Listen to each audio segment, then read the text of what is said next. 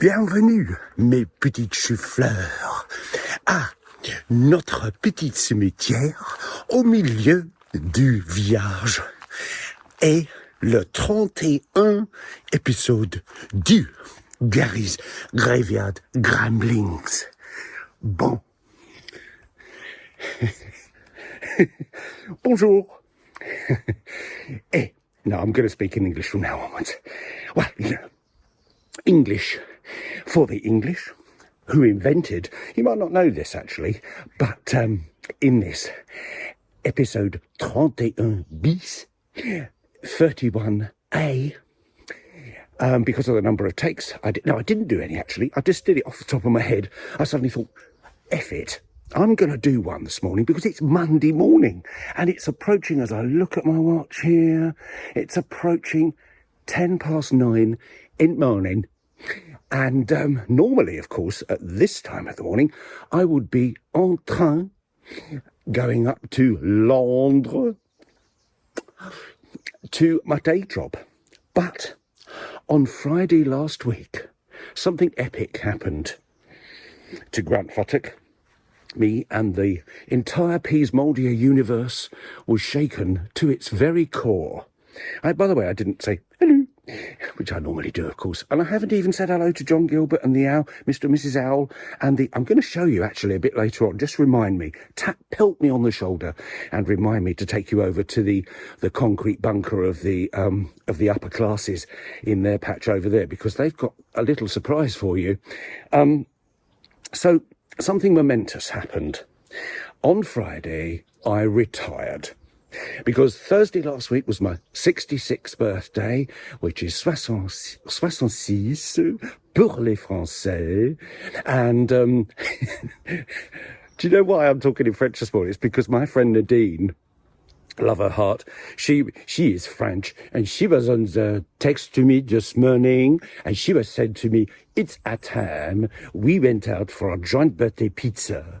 So I have to brush up my French for the sake of Nadine. Love her heart.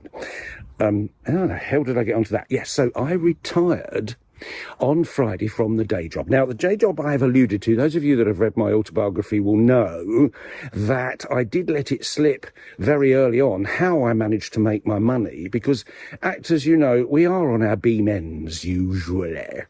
And we have to have other strings to our bow. You know, some work in an office, some do proofreading, some go on the game. You know, we have to have other skills to our name, because otherwise, frankly, we don't eat, we starve. So one morning back in December 1979, I was going home on my beam ends after losing my Arts Council grant with the company that I was on tour with in Liverpool. And I passed through Baker Street Station. Now, Baker Street Station was the place where London Transport had its recruitment office. And I was that hard up.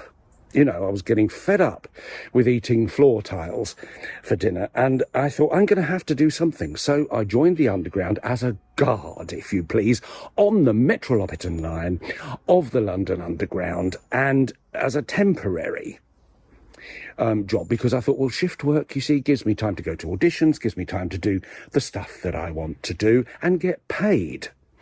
You know, nearly, and I think I must have been on nearly 40 quid a week. You know, there was a lot of money back in the day. Oh, you youngsters, you don't know the meaning of hardness. And so there I was, and I thought, well, it will last me for a couple of months. I'll stick it through.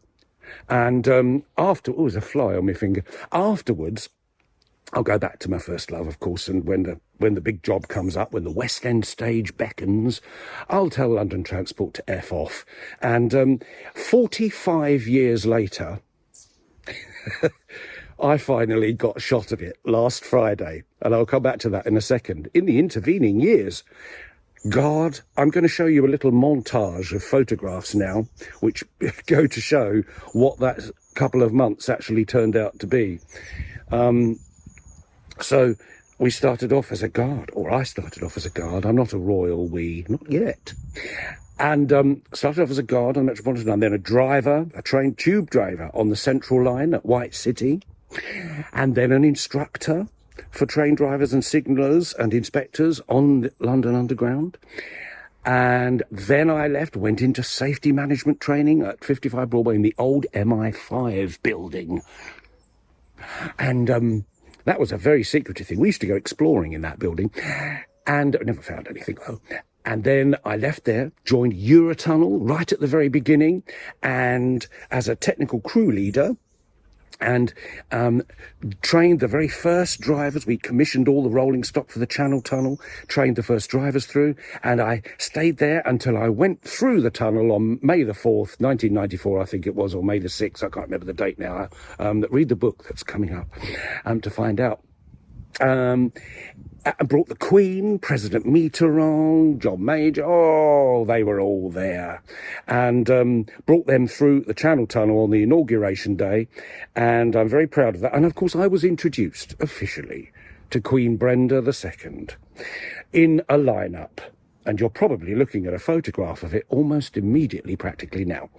And then I left there eventually, went to work in Greece, in France, in Australia, in not New Zealand, in Australia, in Japan, in Hong Kong, in Ireland. I had a lovely job over there at Inchicore in Dublin.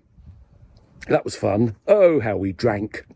And then left there and went into a little bit of consultancy with an American firm called Bechtel, an American firm who tried to send me to Iraq after the war. And I said, up yours, I'm not going to Iraq.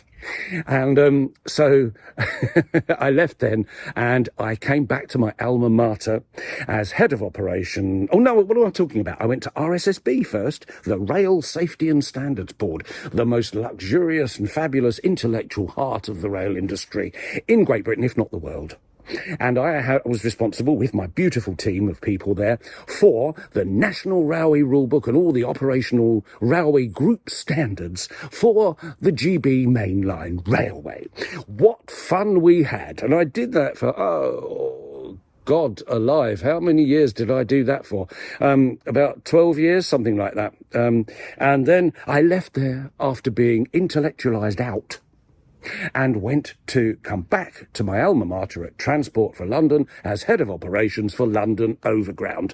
And my journey there finished last Friday. And it finished in spectacular style because I was in a meeting on Friday afternoon after I'd been out for a little lunchy poos with my team, my lovely team, and at a Thai restaurant over the road from, and get this, the headquarters building for Transport for London in London is called Palestra.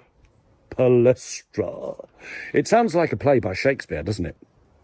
And inside, let me tell you, there were Machiavellian dealings going on all over the place. And, go away, fly. And so then finally, on Friday afternoon, my very last meeting was sat in a room with my colleagues and we were trying to find £1 million worth of cuts to come. And I suddenly thought, what a meeting to go out on in style, because I thought I might get a bit emotional. You know, it was all welling up in me.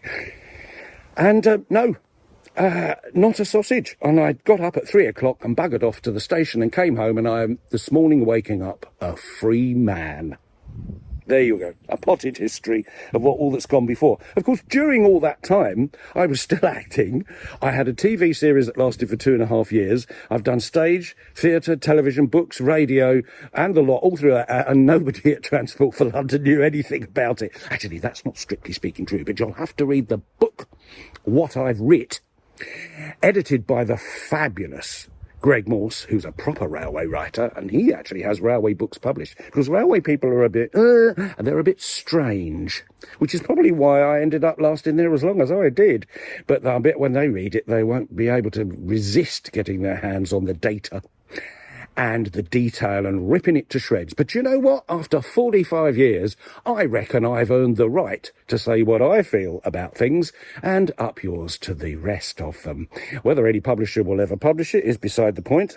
Who knows, who cares? I may even self-publish. Yes, I'm prepared to sink that low. So watch this space on that. The book, when it comes out, will be called Pipe Dreams, and it will...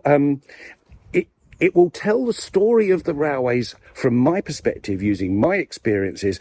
And if you're a person that's always wondered, well, why does this do this? Why is that like that? What the hell is a points failure? You know, all this sort of stuff. I've explained it for people not only in the industry, but also not only for the nerds, but also for the people who fork out all those thousands of pounds every year to travel on the bloody things, which will be me no more, thank you. The next time I go up to London will probably be for an audition, which I won't get. And, but it's given me, you know, a little pension, really pension, and so a little bit of security. You know, Les Dawson, the famous British comedian, was once asked by famous psychiatrist Dr. Anthony Clare, what do you like least about life? And Les Dawson said, security. And I thought, that's a funny thing to say. And Les Dawson said, yes, because security kills ambition, which is very true.